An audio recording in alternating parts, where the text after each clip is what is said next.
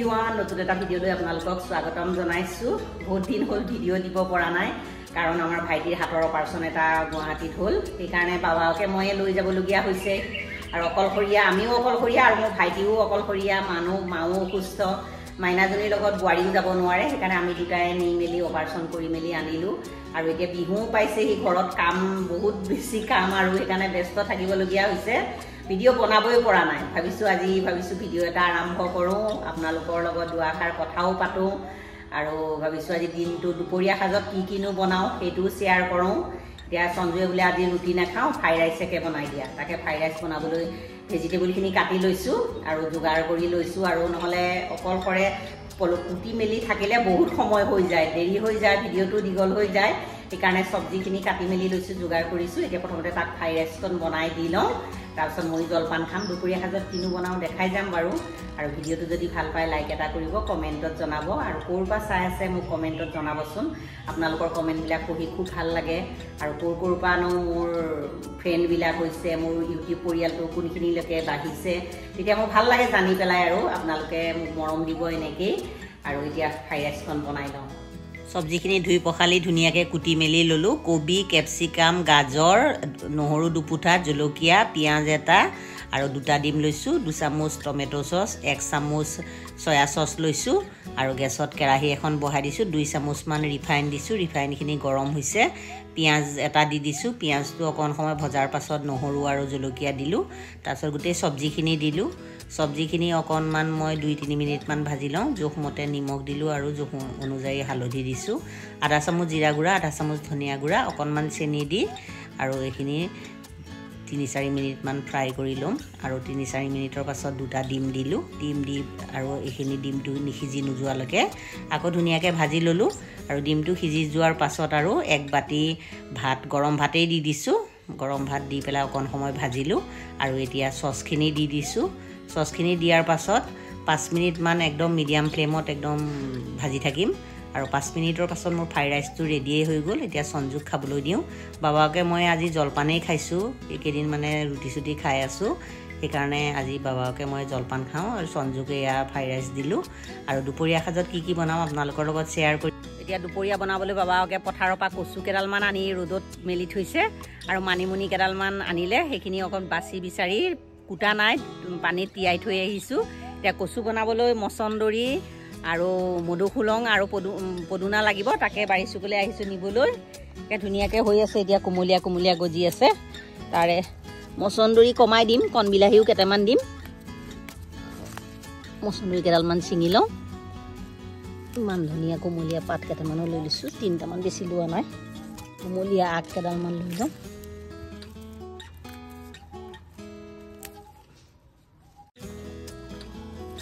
ধুনীয়াকৈ হৈছে পদুনা আচলতে কটাৰীৰে কাটিব লাগে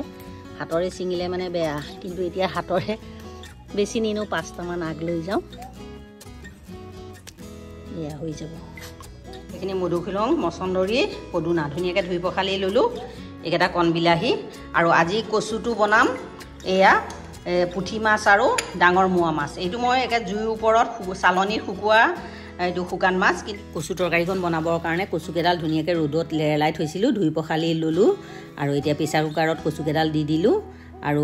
কচুৰ চচটো গুচোৱা নাই আৰু এমুঠি মচুৰ দালি মই ধুই পখালি তিয়াই থৈছিলোঁ সেইখিনিও দি দিলোঁ জোখ অনুযায়ী পানী দিলোঁ আৰু নিমখ হালধিও জোখ অনুযায়ী দি 2 চিটি লগাই ল'ম আৰু ইফালে শুকান মাছকেইটাও মই গৰম পানীত তিয়াই ধুই পখালি ল'ম আৰু এইখিনি মচন্দৰী পদুনা এইখিনি মিহিকৈ কুটি ল'লোঁ মানিমুনি আৰু আলুখিনি ধুনীয়াকৈ ধুই পখালি আনিলোঁ বাউল এটা লৈছোঁ তাতে মানিমুনিকণ কুটি লওঁ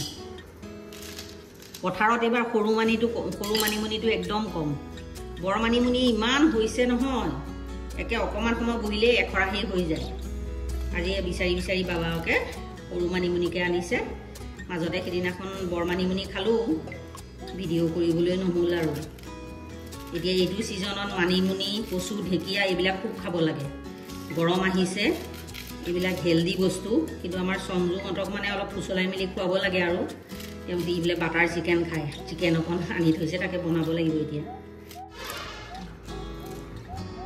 কচু তৰকাৰী দিবলৈ প্ৰথমতে শুকান মাছকেইটা ভাজি লওঁ কেৰাহী এখনত তেল দিলোঁ আৰু মাছকেইটা দি দিছোঁ ইয়াত নিমখ হালধি সনা নাই আৰু মাছকেইটা ধুনীয়াকৈ ভজা হৈ গ'ল এইখিনি প্লেট এখনতে কাঢ়ি থলোঁ মাছ ভজা তেলতে আৰু অকণমান তেল দিলোঁ মেথি গুটি কেইটামান দিলোঁ শুকান জলকীয়া এটা দিলোঁ আৰু এইখিনি ভাজ খাই যোৱাৰ পাছত আদা নহৰু অকণমান দিলোঁ ইয়াৰ কেঁচা গোন্ধ যোৱালৈকে ভাজি ল'লোঁ আৰু মচন্দৰী মধুসোলং আৰু পদুনা দিলোঁ কণবিলাহী দিলোঁ দুটা কেঁচা জলকীয়া দিলোঁ এইখিনি ধুনীয়াকৈ ভাজ খাই যোৱাৰ পাছত প্ৰেছাৰ কুকাৰত সিজাই লোৱা দালিখিনি আৰু কচুখিনি দি দিলোঁ আৰু হেতাখনৰে ধুনীয়াকৈ একদম পূৰা ঘুটনি মৰা নিচিনাকৈ মাৰি দিলোঁ যেতিয়া উতলটো আহি গ'ল আৰু ভাজি থোৱা মাছকেইটা দি দিলোঁ আৰু ঢাকনাখন মাৰি মিডিয়াম ফ্লেমত 10 মিনিটমান উতলাই লোৱাৰ পাছত কচু তৰকাৰী ৰেডি ৰেচিপিটো কেনে পালে জনাব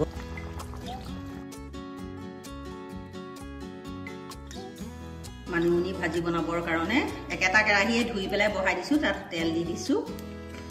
ইয়াত পিঁয়াজ এটা নহৰু কেঁচা জলকীয়া তেলতে জোখ অনুযায়ী হালধি দি দিছোঁ আৰু মানিমুনিখিনি দি দিলোঁ জোখ অনুযায়ী নিমখ দি দিলোঁ আৰু এতিয়া ঢাকনাখন মাৰি মই ঘনাই ঘনাই লৰাই থাকিম আৰু যেতিয়ালৈকে এইখিনি আলুখিনি সিজি নাযায় আৰু এয়া 15 মিনিটমানৰ পাছত আলু সিজি গ'ল মানিমুনিখিনিটো সিজি গ'লেই বহুত টেষ্টি ৰেচিপি আৰু হেল্ডি ৰেচিপি খাবলৈ বহুত টেষ্টি লাগে এইটো এনেকৈ ড্ৰাই ভাজি কৰিলেও কচু তৰকাৰী আৰু মানিমুনি ভাজি আৰু ভাত হৈ গ'ল সঞ্জুৱে বাটাৰ চিকেন খাওঁ বুলি উৎপাত কৰি আছিলে বাবাকে চিকেন লৈ আহিছে সেইকাৰণে এতিয়া তাৰ কাৰণে বাটাৰ চিকেন অকণমান বনাওঁ বাটাৰ চিকেন বনাবলৈ আধা কেজি চিকেন লৈছোঁ এইখিনি ধুনীয়াকৈ ধুই ল'লোঁ আৰু ইয়াত জোখ অনুযায়ী নিমখ দি দিছোঁ আধা চামুচ কাশ্মীৰী ৰেড চিলি পাউডাৰ দি দিছোঁ 1 চামুচমান আদা নহৰু পেষ্ট দিছোঁ ডাঙৰ চামুচৰ 1 চামুচ নেমু ৰস দি দিছোঁ দৈ দিছোঁ ডাঙৰ চামুচৰ 1.5 চামুচ ইয়াত ফুড কালাৰ দিবও পাৰে মই ফুড কালাৰ নিদিওঁ এইখিনি ধুনীয়াকৈ মিক্স কৰি দিলোঁ এতিয়া মই এইখিনি লগে লগেই বনাম তেওঁ 10 মিনিটমান অকণমান ৰেষ্ট দি থৈ দিওঁ ঢাকনাখন মাৰি বাটাৰ চিকেন বনাবলৈ গেছত কেৰাহী এখন বহাই দিছোঁ কেৰাহীখন গৰম হৈছে ইয়াত তেল দি দিছোঁ আৰু অকণমান বাটাৰ মিক্স কৰি দিছোঁ এইখিনি গৰম হৈ গৈছে এতিয়া দুটা ডাঙৰ চাইজৰ পিঁয়াজ দিছোঁ পিঁয়াজখিনি 2-3 মিনিটমান অকণমান কোমল হোৱালৈকে ভাজি লওঁ পিঁয়াজখিনি অকণমান কোমল হ'বলৈ ধৰিছে 2 মিনিটমান মিডিয়াম ফ্লেমতে ভাজি ল'লোঁ এতিয়া ইয়াত ফ্লেভাৰৰ কাৰণে গোটা গৰম মছলা কেইটামান দি দিছোঁ লং ইলাচি দালচেনি 1 চামুচ আদা নহৰু পেষ্ট দিছোঁ 3টা মিডিয়াম চাইজৰ বিলাহী দিছোঁ গুটিখিনি কিন্তু পেলাই দিছোঁ মই আৰু কাজু 6-7টামান দিছোঁ মই হালধি দিছোঁ কাশ্মীৰী ৰেড চিলি পাউডাৰ আধা চামুচ দিছোঁ নিমখ আধা চামুচতকৈ অকণমান কম দিছোঁ গোটেইখিনি অকণমান কোমল হোৱালৈকে ভাজি লওঁ বাটাৰ চিকেনৰ গ্ৰেভিৰ এইখিনি পেষ্টখিনি ধুনীয়াকৈ পিঁয়াজ চিয়াজখিনি ধুনীয়াকৈ সিজি গ'ল এতিয়া মই এইখিনি প্লেট এখনতে কাঢ়ি থ'ম প্লেট এখনতে এইখিনি গোটেইখিনি কাঢ়ি থ'লোঁ এইখিনি ঠাণ্ডা কৰি মিক্সিত একদম স্মুথ পেষ্ট এটা বনাই লওঁ আৰু এইখিনি ঠাণ্ডা হয় মানে এতিয়া কেৰাহীখন বহাই দিছোঁ এতিয়া চিকেনখিনি ফ্ৰাই কৰি লওঁ তেলখিনি আমাৰ পূৰা গৰম হৈ গ'ল আৰু চিকেনখিনি মেৰিনেট কৰি থোৱা মোৰ পূৰা 20 মিনিটমানেই হৈ গ'ল এইখিনি ফ্ৰাই কৰি লওঁ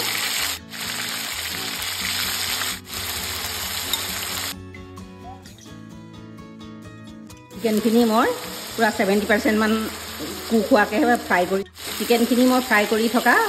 5 মিনিটমান হৈ গ'ল মই এনেকৈ লৰাই দিছোঁ আৰু 2-3 মিনিটমান লৰালে এতিয়া ধুনীয়াকৈ কালাৰ এটা ধৰিছে সিজি যাব আৰু মোৰ বিশেষকৈ চিকেনৰ পিচখিনি সৰুকৈ কাটা আৰু ডাঙৰ পিচ হ'লে অকণমান সময় লয় কিন্তু মোৰ সৰু পিচ যেতিয়া 6-7 মিনিট ভাজিলেই এইখিনি ধুনীয়াকৈ সিজি যাব চিকেনখিনি আমাৰ ধুনীয়াকৈ ফ্ৰাই হৈ গ'ল এতিয়া এইখিনি কাঢ়ি থওঁ টমাটো গোটেইখিনি এতিয়া চিকেন ভজা তেলতে গ্ৰেভি মছলাখিনি দি দিওঁ মিক্সিত একে স্মুথ পেষ্ট এটা কৰি লৈছিলোঁ মই মিক্সিৰ বাতিটো খালি পানী 2 চামুচমান দি দিছোঁ গ্ৰেভি মছলাখিনি মই 2-3 মিনিটমান ভাজি লওঁ গ্ৰেভি মছলাখিনি ধুনীয়াকৈ ভাজ খাই গৈছে আৰু একদম তেলখিনি ছেপাৰেট হৈ গৈছে অনুযায়ী অকণমান গৰম পানী দি দিছোঁ 1 কাপমান দিম মই পানীটো খালি উতলা পানী দিব ঠাণ্ডা পানী দিলে তৰকাৰীটো কিবা খেৰখেৰীয়া হৈ যায় কাৰণে গ্ৰেভি অনুযায়ী পানীটো দিলেই হ'ল আৰু মই 1 কাপমান দিছোঁ এই ধুনীয়াকৈ উতলটো আহিছে এতিয়া মই ফ্ৰাই কৰি লোৱা চিকেনখিনি দি দিছোঁ এতিয়া মই 1 চামুচমান কচুৰি মেথি অলপ তেৱাখনৰ ৰোষ্ট কৰি লৈছিলোঁ সেইখিনি দি দিছোঁ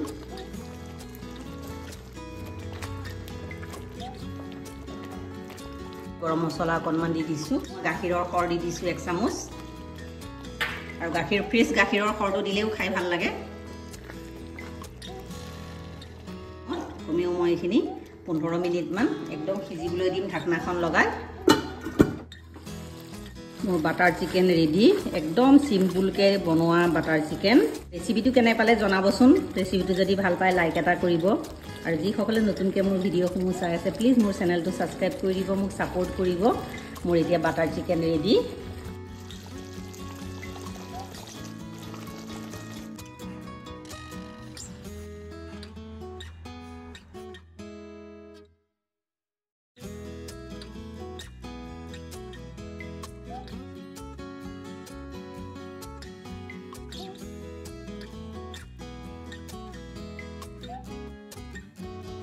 আজি দুপৰীয়া সাজৰ থালিখন মোৰ ৰেডি কচু শুকান মাছৰ তৰকাৰী টেঙা মানিমুনি আলু ভাজি বাটাৰ চিকেন আজি এনেকৈ দুপৰীয়া সাজৰ থালি আৰু দুপৰীয়া সাজৰ থালিখন কেনে পালে জনাব যদি থালিখন ভাল পায় লাইক এটা কৰিব কমেণ্টত জনাব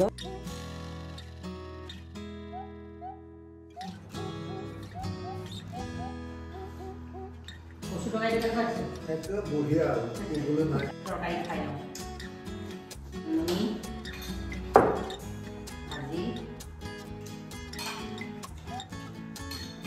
বাটাৰ চিকেন পাইলে একদম পুৰা পটাপট মাৰিছে কেনেকৈ হৈছে হা কচু তৰকাৰী টেঙাটো ইমান ধুনীয়া জোখত হৈছে নহয় ন টেঙাটো চেকচেকীয়া টেঙাও নহয় বহুত ধুনীয়া হৈছে বাটাৰ চিকেন অকণমান টেষ্ট কৰি লওঁ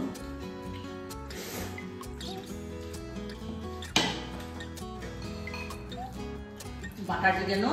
ইমান টেষ্টি হৈছে নহয় একদম ঘৰত থকা বস্তুৱে বনাইছোঁ মই গাখীৰৰ সৰ ক্ৰীম নাছিলে গাখীৰৰ সৰ দিয়ে বনাইছোঁ আৰু দৈ অকণ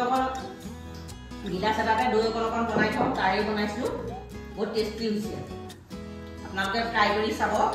আৰু এতিয়া আমি ভাতকেইটা খাই লওঁ তাৰপিছত আপোনালোকক লগ পাই আছোঁ হেল্ল' এভৰিৱান ভাত পানী খাই উঠিলোঁ উঠি আৰু বাচন বৰ্তন ধুই পখালি অকণ ফ্ৰেছ হৈ ল'লোঁ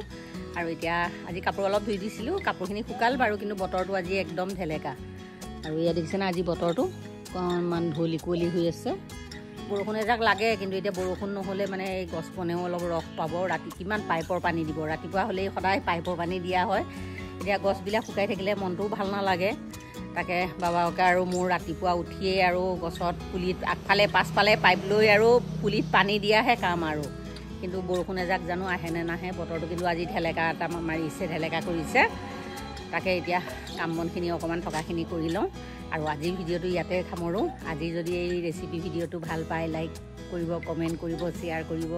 প্লিজ মোৰ চেনেলটো ছাবস্ক্ৰাইব কৰি দিব কাষত থকা বেল আইকনটো প্ৰেছ কৰি অল কৰি দিব আকৌ এটা নতুন ভিডিঅ' লৈ আপোনালোকৰ ওচৰলৈ আহিম আজিলৈ ইমানেই ধন্যবাদ